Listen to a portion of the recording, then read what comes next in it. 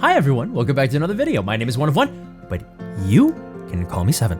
And we did the side stories last time. I guess I don't even know if I should call them side stories. It was chapter 1.5. That was what we did in the last video, and it was an interesting look into what happened in between chapters 1 and 2, which is kind of the point, but also sort of like a daily life kind of thing. Just providing more context for the events that we've already seen.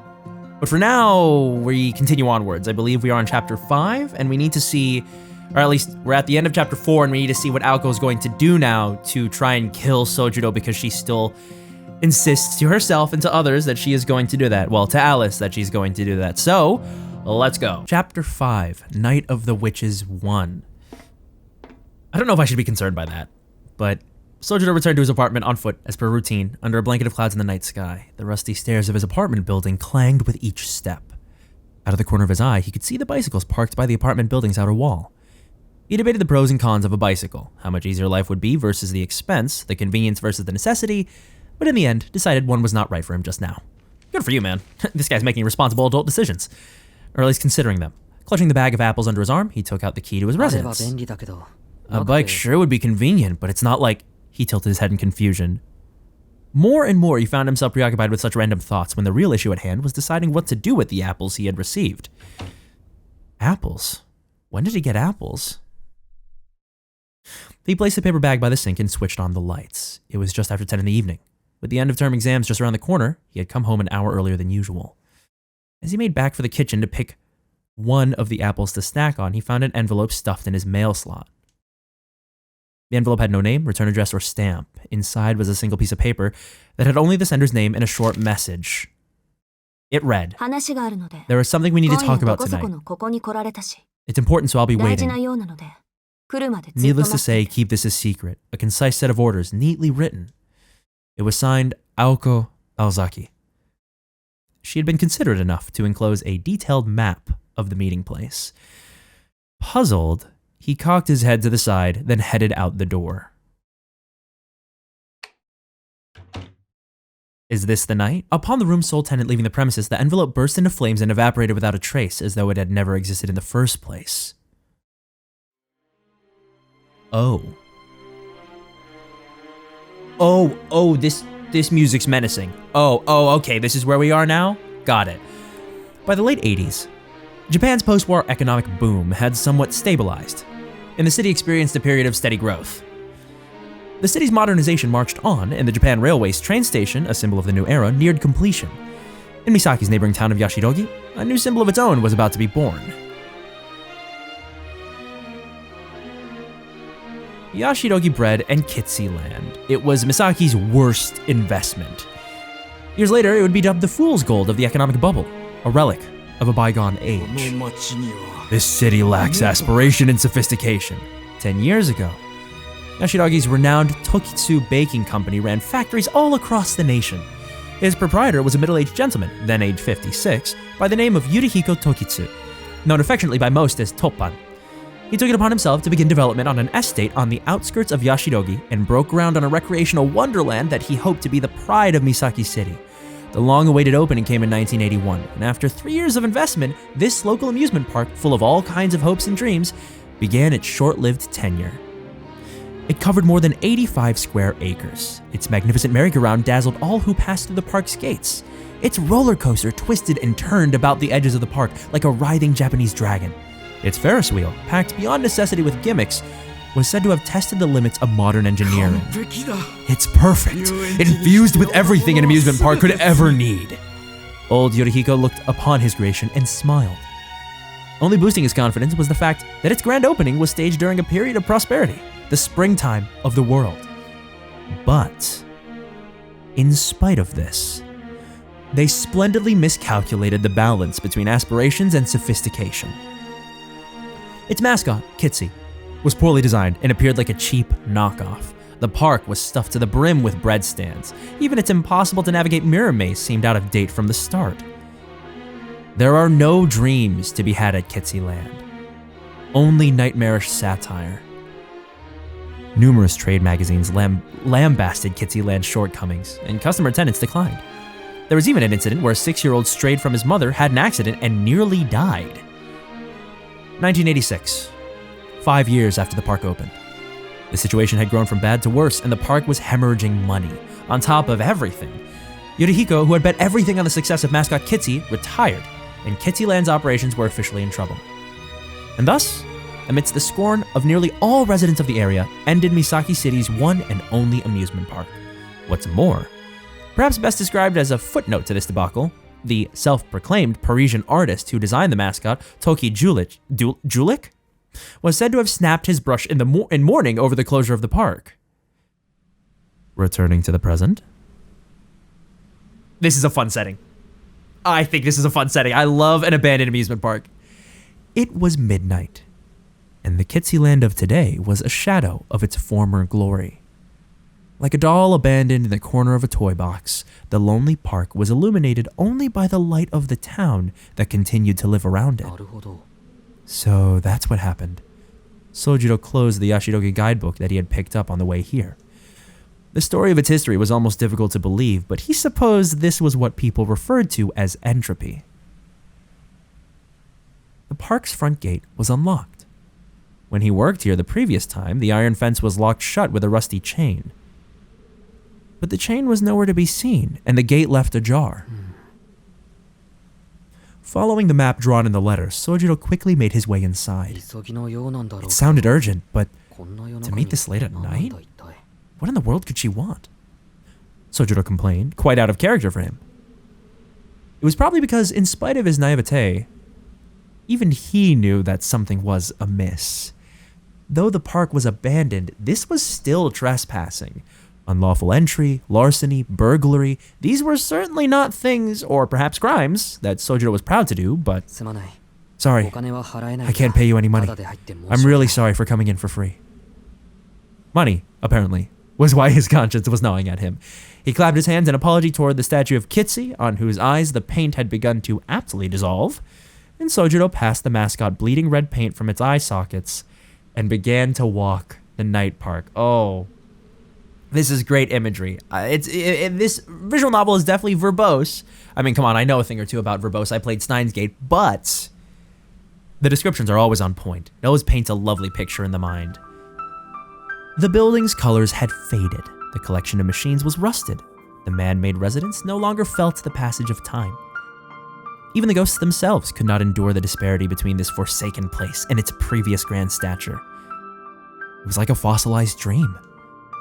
These were the ruins of a paradise both created and abandoned by man and reality. The economy had stabilized and the standard of living was on the rise. Nobody was overly concerned with the future. These were the remains of a wild and exciting era. This is a liminal space. At least that's what it feels like, right? His breath turning to white wisps before him, Sojiro continued through the abandoned amusement park. Though void of human presence, this was not nearly as frightening as the darkness deep in the mountains. City suburbs can take many different forms, but Kitsyland was unusual for an amusement park insomuch as it had been built adjacent to a residential district. The park was surrounded by a forest, but even that ultimately was man-made. It was no different from the curtains on a classroom window. If he were to scale the iron fence encircling Kitsyland and break through the 20 yards of forested trees, he could make it back to the familiar townscape. Though the amusement park tended to arouse dread in the city folk, to Sojiro, it was a little different from the commotion and terror of downtown. Okay.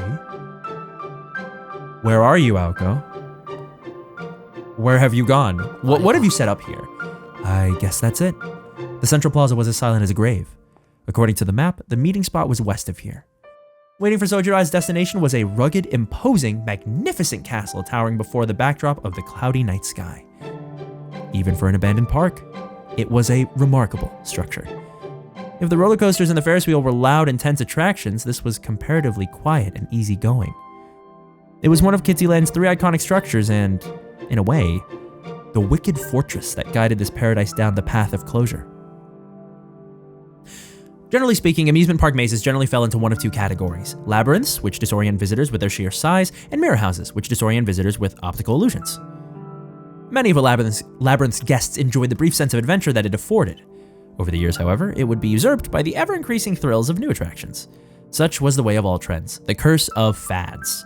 The new must give way to the newer. On the other hand, the House of Mirrors was a time-honored, beloved staple. Even within the confines of a classroom's dimensions, well-placed mirrors and well-directed light could both perplex and delight its visitors. And figuring in the cost of maintenance, a well-designed House of Mirrors could far outlive its labyrinth brethren. Even if both types faded into obscurity, they would remain a staple of what constituted an amusement park. However, that didn't mean that combining them would produce double the fun. Together, they transformed from entertainment into an uncanny realm from which those who dared to step within could never leave. In a similar sense, Kitsy's Mystery Tour Castle was the park's very own otherworld. Indeed, 5% of visitors ended up requesting staff assistance to get out. Modeled after European castles, it was greater than a football field in length, and the interior was further split into 3 floors. 2 floors above ground and 1 below, lined with mirrors from top to bottom, equal parts complex and vast. The maze demanded at least 30 minutes, even from veterans. All right, they're trying to do too much. They are definitely trying to do too much with this. I can understand what they mean when they say that this led the park to its closure. Makes a lot of sense. One visit was all it took to be struck by Whoa, what? What is that word? One visit was all it took to be struck by catoptrophobia? Catoptrophobia? For hours. I don't know what that is. It was this labyrinth that now stood in Sojiro's way. It looks like it's not entirely pitch black. I guess somebody turned the lights on. It seemed that Sojiro, unaware of what a House of Mirrors even was, concerned himself only with its lighting. He checked the letter from Aoko once more. The letter read, "I will be waiting in the first floor lobby of the House of Mirrors." That meeting place was definitely in here. There was something to see by, at least, as he could just make out light faintly through the open doors. Putting aside his suspicions, he headed toward the entrance. The sound of his steps against the brick-laid path echoed faintly. He was far from the hustle and bustle of the city. The park's clocks no longer made tick nor talk, and the winter's bite no longer blew in the night. From within the silence, the stillness that would cause any onlooker to hold their breath. Hello? Sojiro stopped abruptly at the entrance to the House of Mirrors. By the way, why are you over there, Aozaki? He called out, turning back toward the plaza. A sound rang out, as if someone had dove behind a garbage can and it fell to the ground in their haste. A short silence ensued. For a moment, the abandoned park returned to its previous hush. Resigned to her having been exposed, the girl appeared from her hiding place. Aoko? Oh, here it is. Her outfit. It's her thing. It is in fact her thing. She wears this in the art. His voice died in his throat as he took in the sight of the girl's familiar face and unfamiliar attire. This Aoko, with her long hair flowing in the breeze, was different from the Aoko that Sojiro knew. The resolute stance and posture she took exuded the strength of her will. She stared directly at him with a sharp-eyed, piercing gaze. Her eyes were glowing with a dim phosphoric light, enough to give Sojiro pause that he might be hallucinating. An icy coldness in a girl's strength. Sojiro lacked a sense of danger, but the sense of imbalance caused even him to feel the malice in the air. It was as though the Yuki Onna spirit of folklore had climbed out from a ghost story and appeared here in reality.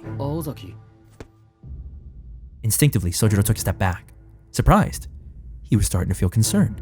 An unpleasant premonition rose to the surface, bringing with it a sense of anxiety. In spite of this, he felt obliged to honor urban etiquette by seeing if she was all right. Did something happen to you? From the looks of it, Without acknowledging him, Aoko took a step forward. Her figure, this atmosphere, Sojiro found himself recalling a recent memory. His twisted and knotted apprehension melted away and was replaced with a growing realization. The girl before him was very similar to someone he had seen before, that night in the park, though he had only seen her from behind. With increasing certainty causing him to swallow nervously, he noted that they might as well have been identical. You asked me what I was doing. Well, it's exactly what it looks like. I was waiting for my prey to pass by. Once he went inside, I was going to follow and cut off your only route of escape. Aoko said, perturbed by the swift change in plans. Phew. So I came to the right place.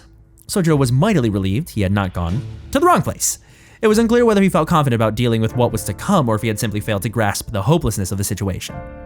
Aoko ignored his obtuse response and continued. You know, Shizuki, just like anyone else, some people get on my nerves and some people I just really hate. But the funny thing is, my enemies are never people on my shit list. Cold emotion burned in her eyes. Her feet had already moved one step closer to Sojiro. Sojiro's sense of foreboding was growing stronger, wondering if what he sensed was bloodlust. He retreated another step. Continuing as so, they maintained a distance of just 15 feet.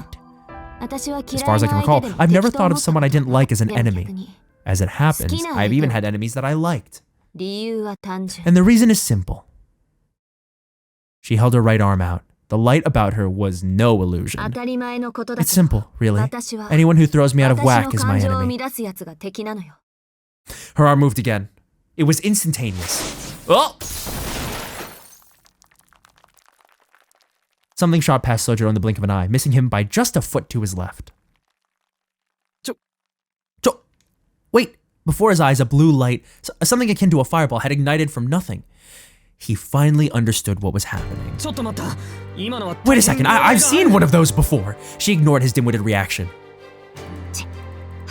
Damn it, I missed. Aoko muttered to herself. The fist-sized hole the blue light had made in the House of Mirrors crackled and smoldered. A shot like that could easily cave into a human skull in addition to burning it to a crisp. I'd have to kill myself if Alice saw me miss at this range. But you get it now, right? This is it for you. There won't be a second chance. Sojiro backed away swiftly. Things were beyond incomprehensible. He was close to losing the ability to think at all.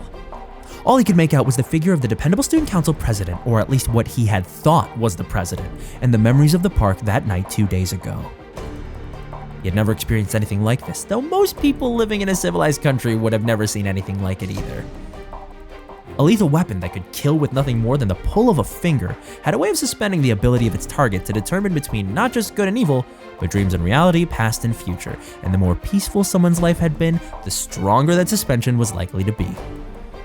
All that one could think about was the fact that they were alive at that very moment. It was as if he was an unwritten character on a blank piece of white paper.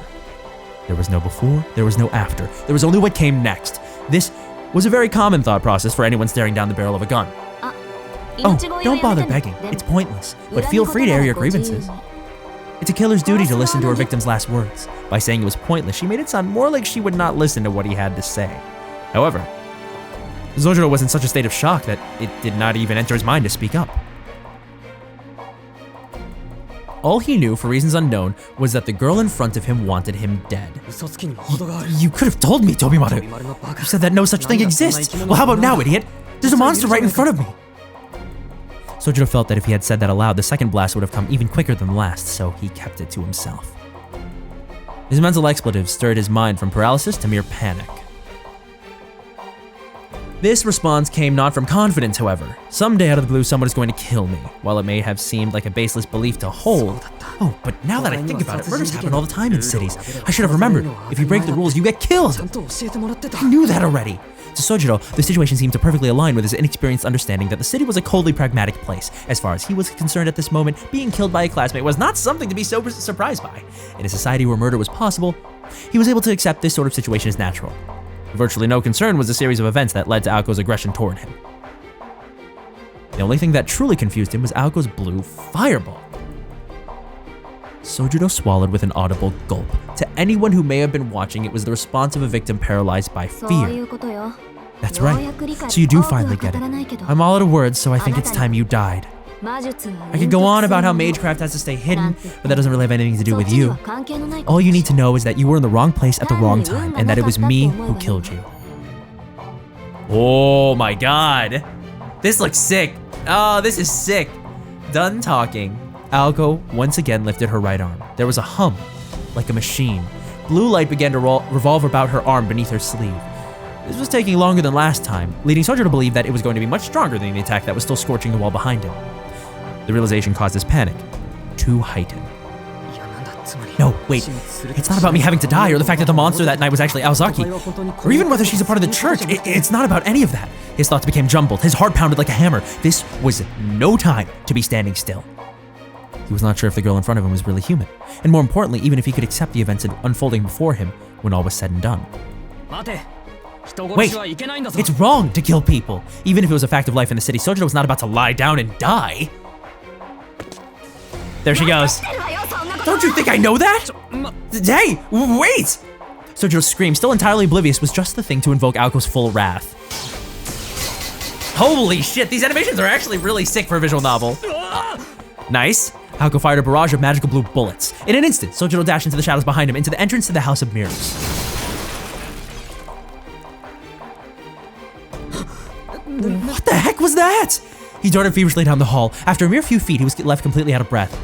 This was due to a shock at seeing yet another attack fiercer than the first that he'd never seen in his life, and because he couldn't shake the thought that if he had moved even a second later, he would be dead. He could not afford to stop. The sound of merciless footsteps closed in behind him. I've bought myself some time. Maybe here I'll be able to figure out something. He threw everything into his legs as he sprinted. A straight, narrow passage about 60 feet long connected the entrance to the main lobby. At this rate, if he could just make it to the lobby, he was sure he'd be able to find as many hiding spots as he needed. Thank God. He arrived in a large open space. This was the first floor lobby. There were 3 passageways. One led to the basement floor, one connected to the first floor maze, the other was a set of stairs leading to the second floor. Sojiro did not particularly care which one he chose, so trusting his intuition, he made a run for the first floor maze when... Ouch! He smacked his head into a transparent wall. A mirror? That's right. It's annoying, but I guess this makes things fair. The chaser and the chased are on equal ground. A somehow cheerful voice echoed in his direction. There was no need for Sojiro to even turn around. In the very same mirror he had crashed into, he could see Aoko''s figure slowly approaching. You should know I sealed off the first floor exit deeper inside, physically, not with a bounded feel. Is calling it a seal going too far? Maybe plugged or buried works. Either way, if you get too close, you'll be swallowed by a cave-in. I recommend keeping your distance if you want to be buried alive. Don't want to be buried alive. Panicked by the impending footsteps, Sojiro groped for the wall. He could see the stairs to the second floor. He did not understand what AOKO had meant earlier, but he at least knew that the first floor was not going to save him. It would save me a lot of trouble if he just died that way, though. The cleanup is much easier for accidental deaths. Behind him was a creature beyond words. As she continued her idle taunting, she lifted her right arm ostentatiously. Even from above her clothes, one could see some kind of strange, incongruous pattern upon her body. The veins beneath her skin, they made it seem as though something inhuman was circulating her.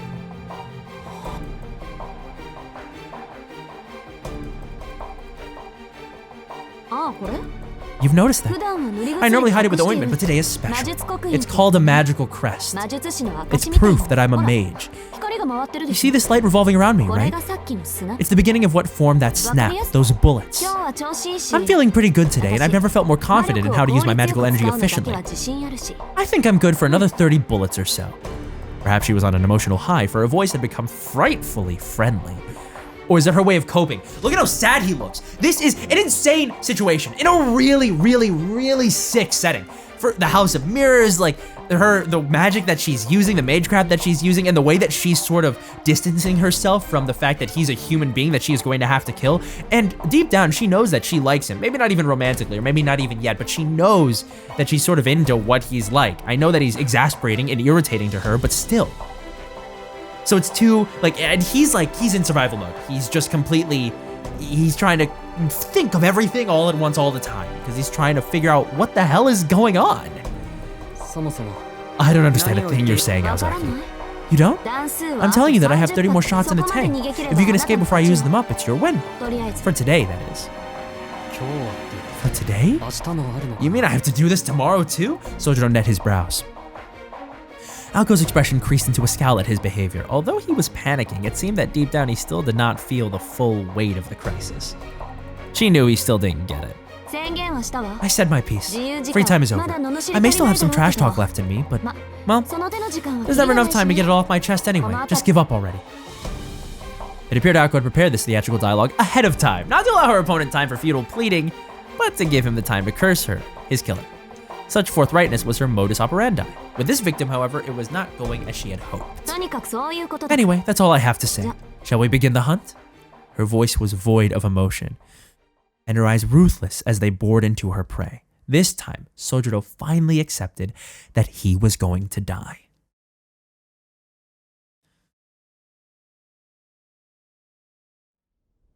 This is such a wild situation, guys. I'm glad that this is the way that they're meeting, that this is the way that he's being exposed to the truth. It's really cool.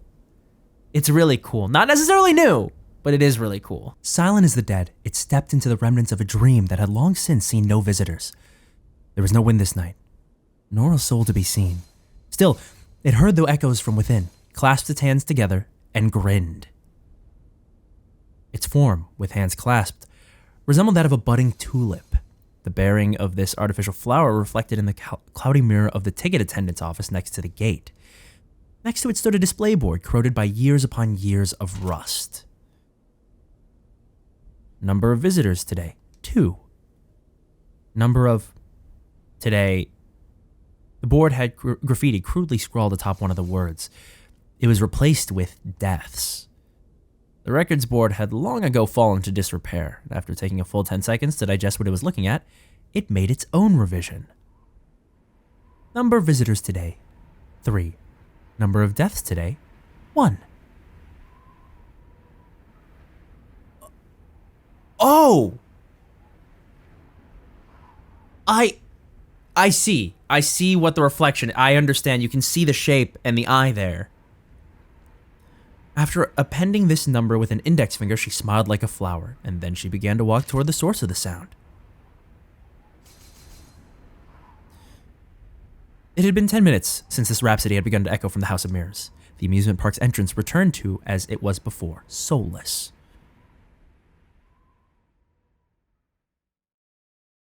Wait, what's happening? Was that Alko? Am I confused? Did I miss something? In the end, even if Sojiro had been the luckiest man alive, there was no way he would have been able to escape. He should have been able to escape. The question, however, was how much of this was by design, and how much was sheer coincidence. Even Aoko had made all the arrangements, had no answer. Indeed, there were only 3 things she could say. It was taking longer than expected, he was putting up more resistance than she had anticipated, and that choosing the House of Mirrors had been a mistake. I mean, I don't know if I would have chosen it, but you know, poor girl. She had really screwed the pooch on this one. The location itself was an excellent choice, as the House of Mirrors was perfect as a hunting ground, but seeing her own incompetence reflected in the mirrors was beginning to grate on her. So is there another entity?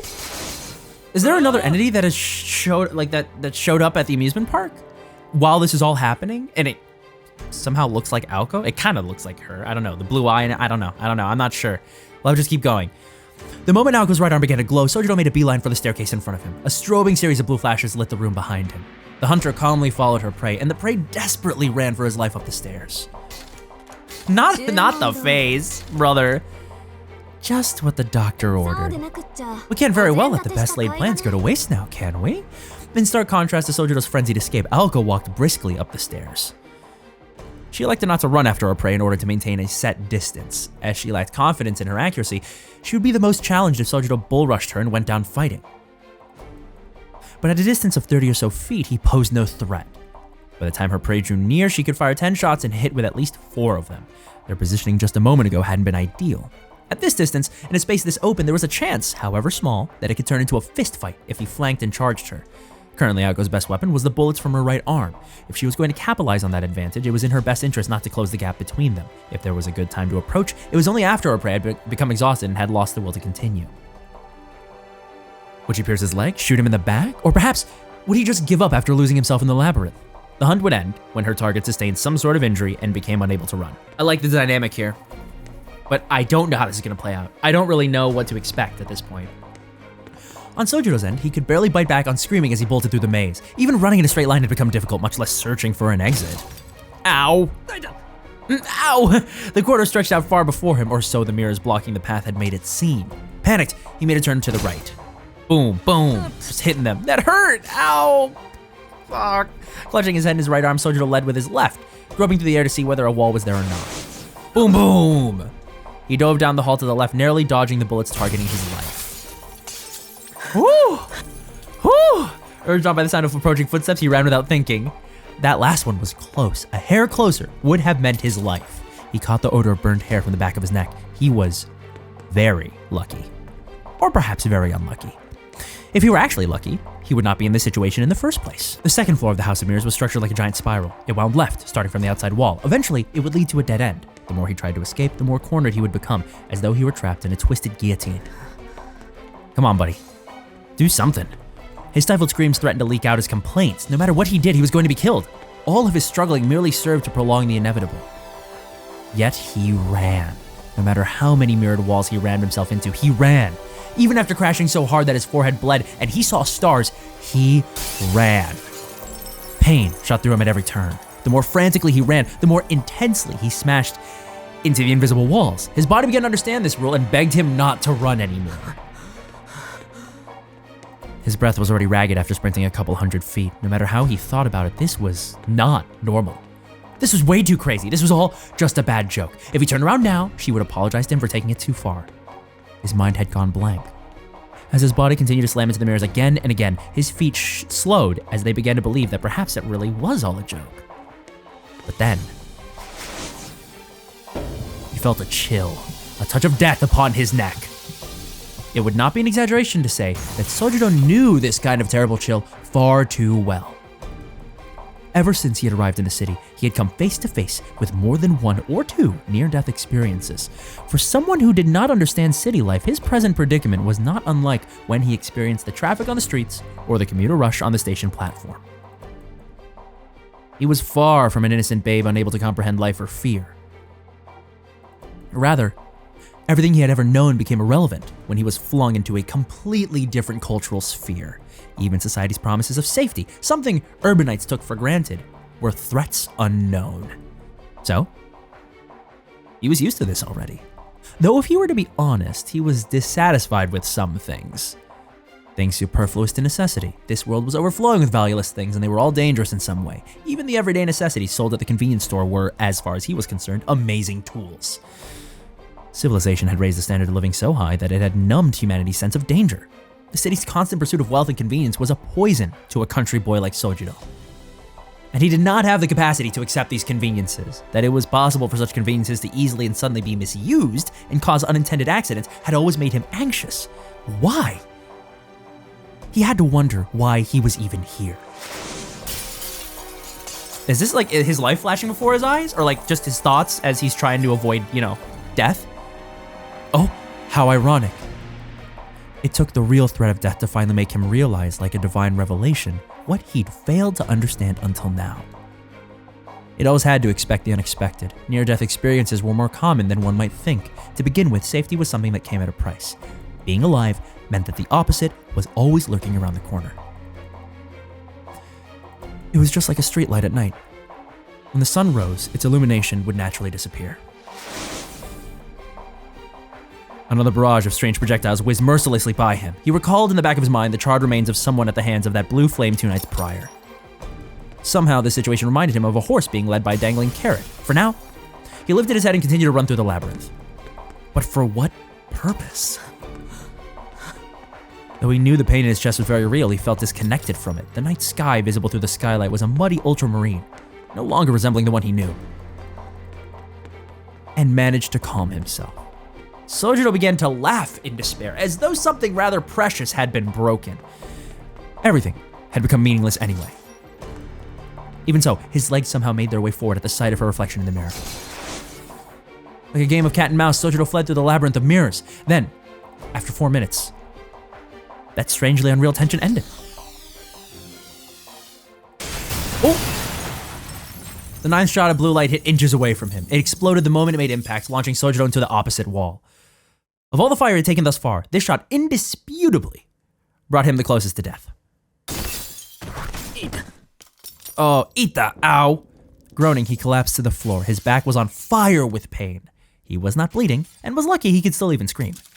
Yet his body refused to move. Physically and mentally, he still had something to spare. The pain was not so bad that he couldn't get back up. It was just that there was a skylight above him, and he could glimpse the dark of the night beyond. The feeling that overcame him was a raw, selfish bout of grief. Oh, it was just so cruel to have to stare at that for the remainder of whatever short life he had left. Sojiro's ragged breath slowed. For all intents and purposes, he had given up. He had given up fleeing from the pursuing footsteps, and perhaps even the root of all his problems. Well, at least it was Aozaki who got to kill me. Sojiro Shizuki felt things that, in any other circumstance, he would never feel. Incidentally, without exaggeration or embellishment, this was the only mistake he had ever made in his entire life. Staring vacantly into the night sky above, Sojiro listened as the footsteps drew nearer. Give up? You give up? It was the closest her voice had ever been to him. Perhaps feeling that he had really given up, she approached his collapsed form. In the dark, mirror-lined corridor, he could not make out her expression. Without a word, Sojiro raised his eyes to meet his murderer. I suppose if you don't care, you don't have to ask. You really do throw me off. Most people would ask me why I'm going to kill them right about now. Aoko spoke from within the shadows. His eyes widened in bewilderment. Now that she had mentioned it, he realized that would have been the obvious question to ask. He had more or less picked up on the fact that he was being killed for learning some secret, but it was human nature to want to know more. That makes sense, now that you mention it. A simple affirmation. His face was a mixture of resignation and a forlorn longing. He thought for a moment before, but you don't have to say anything. I don't want to hear it. He responded in a mature, subdued voice. His response was clear, rather gallantly so. I see. I'm still going to kill you. Aren't you scared of dying? Of course I'm scared. It'll probably hurt. His face turned wry as he objected, to which Aoko frowned. As nonchalant as he could be, he was honest about his feelings. Of course that would be scary. I'd be scared too, you know. Sorry though. You'll just need to deal with it. It's okay if you call me a monster. That's exactly what I am right now. I guess in that way I'm just like you. I don't have what you would call normal morals. Helps when I need to murder someone. Sojiro's finger twitched in response to her indifferent tone. As if to say that, despite having given up on just about everything, his body could not let those words slide. Murder's wrong, you know.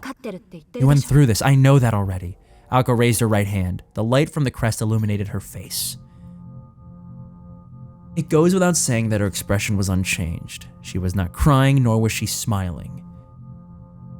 She was a young woman who had excised her feelings. Deal with it, was another thing Sojiro could not let slide. Sojiro could read on Aoko's face that she was not herself. She was in pain, and to a degree he had never seen in her.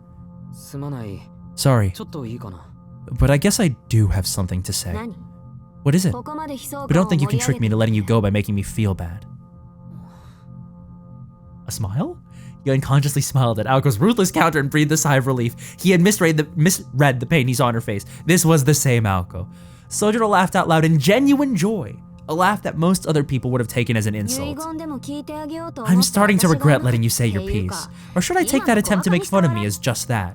No, I'm not laughing at you. I was just wondering if that person over there was a friend of yours, Aozaki. Out of nowhere, Sojiro pointed behind Aoko. Huh? Dude, with this face. Aoko thought that it must have been that old overused distraction. Oh, look over there! Oh, behind you! If this had been a Japanese comedy act, this would be the part where she gave him a whack with a paper fan. But after giving it a second thought, she realized Sojiro didn't have the capacity for understanding old or even new tricks. What are you? Perhaps his honest disposition had been to his benefit. Without thinking, Aoko gave into her curiosity and turned her gaze toward the direction in which his finger was pointed. And there... Okay. It was not Aoko. This is in fact somebody else. Looks kind of dangerous. Don't know if it's a person. Might be a mage. Don't really know. Kind of looks like what's it called? A marionette? Or a mannequin. That's what I'm looking for. And she's got the Sanzai. Something that should not have been there in the maze. Something with a creaking wooden smile. It was the ominous, creepy, uncanny figure of a girl. Chapter end. No, damn. I think this is a good place to end it. It's a nice little cliffhanger. The atmosphere is insane. The writing is lovely. It might be flowery and definitely, word heavy, very verbose, as I said before, but still, This is fun. I'm having a good time. I don't know what's going on, and I would like to know what's going on, but I think we'll get there eventually. So I hope you guys enjoyed that. I definitely did. And I will see you guys in the next video. So for now, have a good rest of your day, and I will see you soon. Bye.